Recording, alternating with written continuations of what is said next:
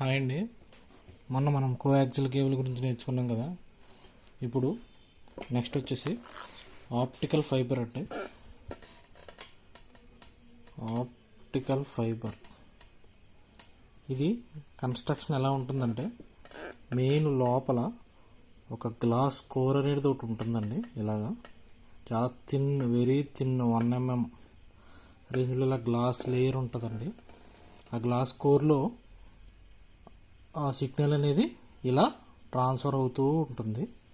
తర్వాత ఈ గ్లాస్ అనేది ఎంతో కొంత రిఫ్లెక్షన్ అనేది బయటికి ఇచ్చేస్తుంది కదా, అది ఇవ్వకుండా ఉండడానికి పైన గ్లాస్ క్లాడింగ్ అని ఒకటి ఉంటుంది.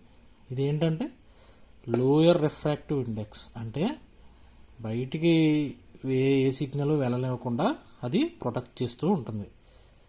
ఇది చాలా థిన్ లేయర్స్ ఉంటాయండి. ఇలా ఒక దారపు సైజులో ఉంటుంది గ్లాస్ అనేది. క్లాడింగ్ కూడా కొంచెం దానికన్నా కొంచెం మందంగా ఉంటుంది అంతే. ఆ రెండు కూడా ఒక ప్రొటెక్టివ్ లేయర్లో ఉంచుతారండి. ఉంచి ఆప్టికల్ ఫైబర్లో ట్రాన్స్మిషన్ అనేది జరుగుతుంది.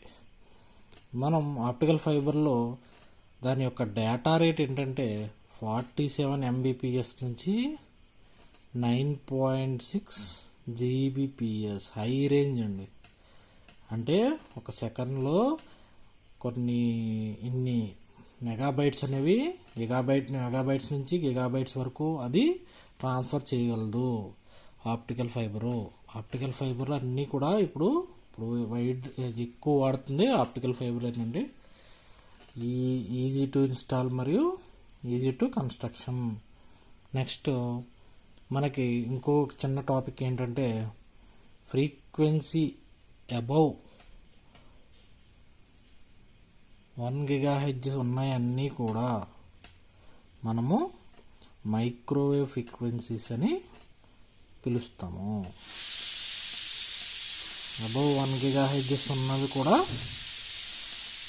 మైక్రోవేవ్ ఫ్రీక్వెన్సీస్ అని పిలుస్తామండి. ఆ మైక్రోవేవ్ ఫ్రీక్వెన్సీస్ మనము ప్రాపగేట్ చేయాలి అంటే శాటిలైట్ కమ్యూనికేషన్లోనూ ఎక్కువ చేస్తామండి. మొబైల్ కమ్యూనికేషన్ కూడా ఉంటుంది కదండి. మొబైల్ కమ్యూనికేషన్ మనకి ఎలా వర్క్ అవుతుంది అంటే స్కాటరింగ్ ఆఫ్ EM వేవ్స్. అంటే సపోజ్ ఇక్కడ 2 బిల్డింగ్ బ్లాక్స్ ఉన్నాయనుకుందాం. ఇలా 2 బిల్డింగ్ బ్లాక్స్ ఉన్నాయనుకుందాం. మొబైల్ కమ్యూనికేషన్ సిగ్నల్ అనేది ఇలా రిఫ్లెక్టివ్ వేలో ట్రాన్స్ఫర్ అవుతూ ఉంటుందండి. ఎక్కడా కూడా అది ఒక అబ్జర్వ్ చేసేసుకునేది అనేది ఉండదన్నమాట. ఎర్త్ ఓన్లీ కెన్ అబ్జర్వ్ అనమాట.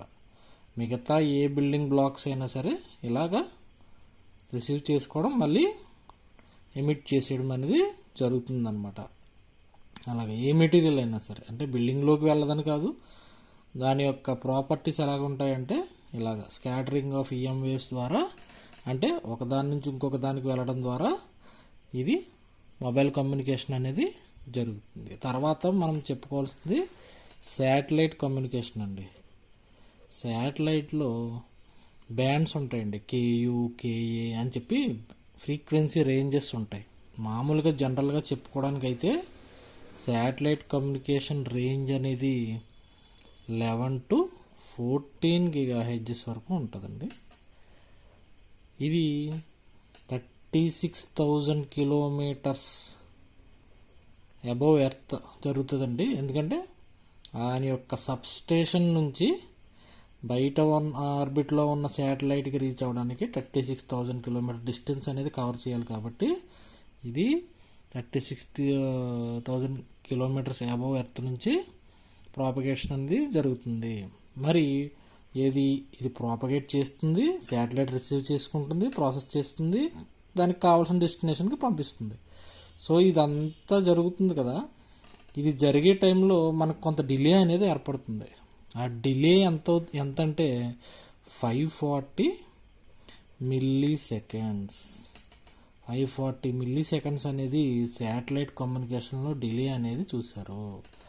శాటిలైట్ కమ్యూనికేషన్లో జనరల్గా ఏం జరుగుతుందంటే ట్రాన్స్పాండర్స్ అనేవి ఉంటాయి.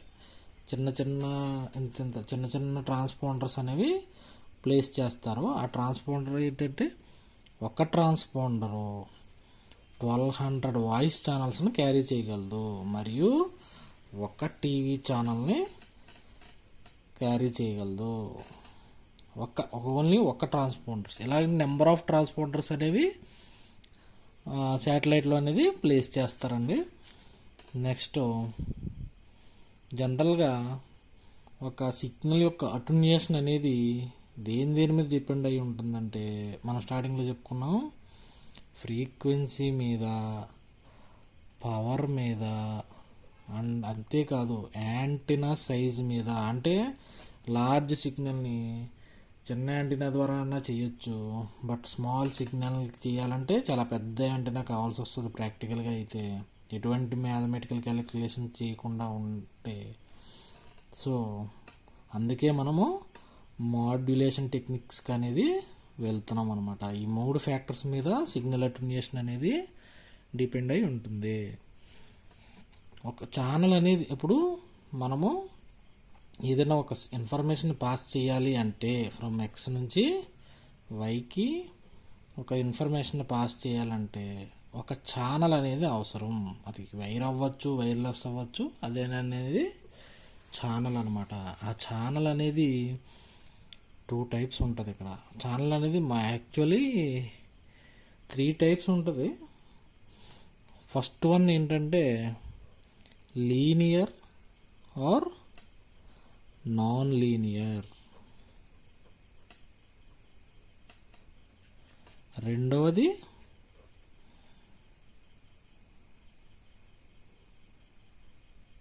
Time varying or time invariant.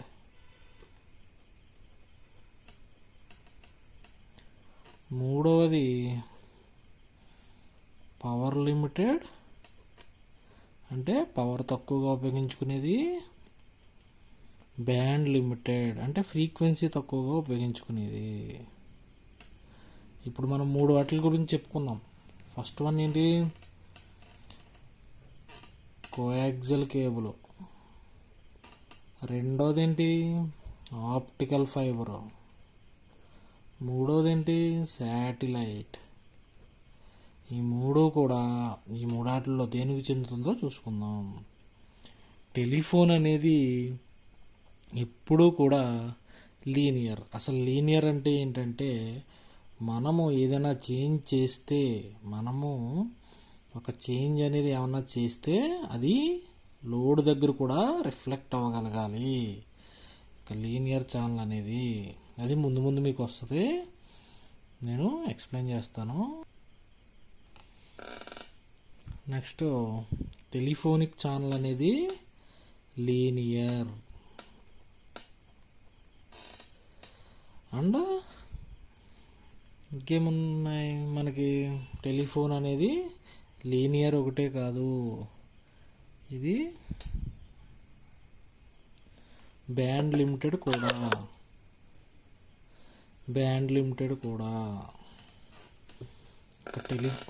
కింద రాస్తున్నాను చూడండి క్లారిటీగా. టెలిఫోన్ అనేది linear as well as band limited. అదేవిధంగా శాటిలైట్ అనేది నాన్ లీనియర్.